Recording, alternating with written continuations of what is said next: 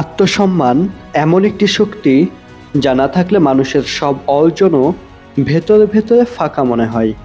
আবার এই আত্মসম্মান থাকলে অল্প থাকাতেও মানুষ মাথা উঁচু করে বাঁচতে পারে। আত্মসম্মান মানে অহংকার নয়, কাউকে ছোট করা নয়, নিজেকে বড় প্রমাণ করার চেষ্টাও নয়। আত্মসম্মান মানে নিজের অস্তিত্বকে সম্মান করা, নিজের অনুভূতি, মূল্যবোধ ও সীমার গুরুত্ব বোঝা। এটি এমন একটি ভিত যার উপর দাঁড়িয়ে মানুষ নিজের জীবন গড়ে তোলে। অনেক মানুষ বাহ্যিকভাবে আত্মবিশ্বাসী মনে হলেও ভেতরে ভেতরে আত্মসম্মানে ভাঙা থাকে। আবার অনেক মানুষ চুপচাপ সাধারণ জীবনযাপন করেও ভেতরে ভেতরে দৃঢ় আত্মসম্মান নিয়ে বাঁচে। কারণ আত্মসম্মান মুখে বলা কোনো কথা নয়, এটি নিজের সঙ্গে নিজের সম্পর্ক। আপনি নিজেকে কিভাবে দেখেন, কিভাবে কথা বলেন, কিভাবে আচরণ করেন, সেখানেই আত্মসম্মানের আসল রূপ লুকিয়ে থাকে।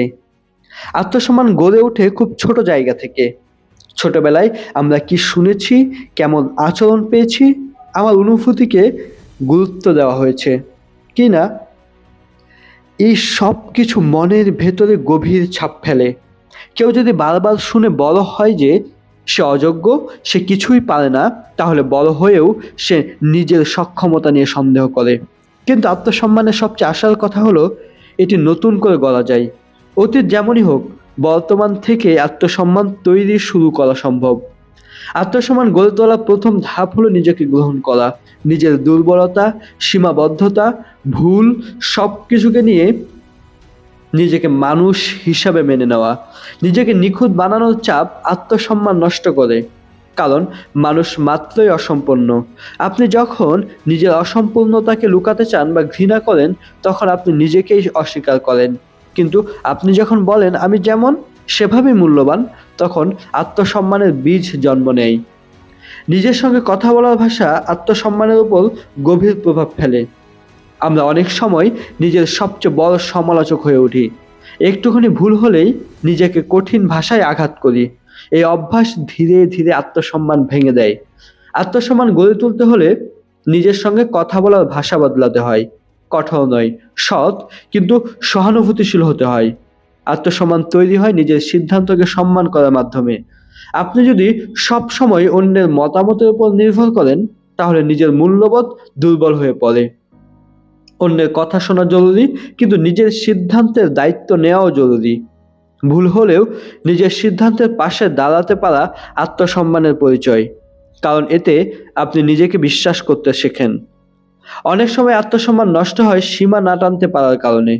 আমরা না বলতে পারি না, নিজের কষ্ট চেপে রাখি, অন্যকে খুশি করতে গিয়ে নিজেকে অবহেলা করি। এতে বাইরের শান্তি থাকলেও ভেতরে ক্ষোভ জমে। আত্মসম্মান মানে নিজের সীমা জানা এবং সেই সীমা রক্ষা করা। যেখানে অসম্মান, সেখানে নিজেকে সরিয়ে নেওয়া সাহসী আত্মসম্মানের শক্ত রূপ। আত্মসম্মান গড়ে ওঠে নিজের কাজের মাধ্যমে। আপনি যা বলেন আর যা করেন, এই দুইয়ের মধ্যে মিল থাকলে আত্মসম্মান বাড়ে। প্রতিশ্রুতি দিয়ে তা না রাখলে নিজের চোখে নিজের মূল্য কমে যায়। আবার ছোট হলেও কথা রাখা, দায়িত্ব পালন করা, এই কাজগুলো ভিতরে ভিতরে নিজেকে সম্মান করতে শেখায়। তুলনা আত্মসম্মানের সবচেয়ে বড় শত্রু। আমরা যখন অন্যের জীবনের সঙ্গে নিজের জীবন তুলনা করি, তখন নিজের পথকে অবমূল্যায়ন করি। প্রতিটি মানুষের যাত্রা আলাদা, সময় আলাদা, সংগ্রাম আলাদা। অন্যের সাফল্য আপনার ব্যর্থতার প্রমাণ নয়। এই সত্য মেনে নিতে পারলেই আত্মসম্মান শক্ত হয়। আত্মসম্মান গড়ে তোলার পথে ব্যর্থতা আসবেই, কিন্তু ব্যর্থতা মানেই আপনি মূল্যহীন, এই ধারণা আত্মসম্মান ভাঙে। ব্যর্থতা আসলে শেখার অংশ। আপনি যদি ব্যর্থতার পরও নিজেকে সম্মান করতে পারেন, তাহলে আত্মসম্মান ভেতর থেকে দৃঢ় হয়। কারণ তখন আপনি বুঝতে পারেন আমি ফলাফলের চেয়েও বড়। নিজের অনুভূতিকে গুরুত্ব দেওয়া আত্মসম্মানের আরেকটি গুরুত্ব দিক। আপনি কষ্ট পেলে সেটা স্বীকার করা, আনন্দ পেলে সেটা গ্রহণ করা, এই সততাই নিজেকে সম্মান করা প্রমাণ। নিজের অনুভূতিকে অবহেলা করলে ধীরে ধীরে নিজের অস্তিত্বকে অবহেলা করা শুরু হয়। আত্মসম্মান বাহ্যিক স্বীকৃতির উপর নির্ভর করলে তা খুব সহজেই ভেঙে পড়ে। প্রশংসা পেলে ভালো লাগে, না পেলে নিজেকে ছোট মনে হয়। কিন্তু সত্যিকার আত্মসম্মান আসে ভেতর থেকে। আপনি জানেন আপনি চেষ্টা করেছেন, সৎ ছিলেন, নিজের নীতির সঙ্গে বিশ্বাসঘাতকতা করেননি। এই জানাটাই সবচেয়ে বড় স্বীকৃতি।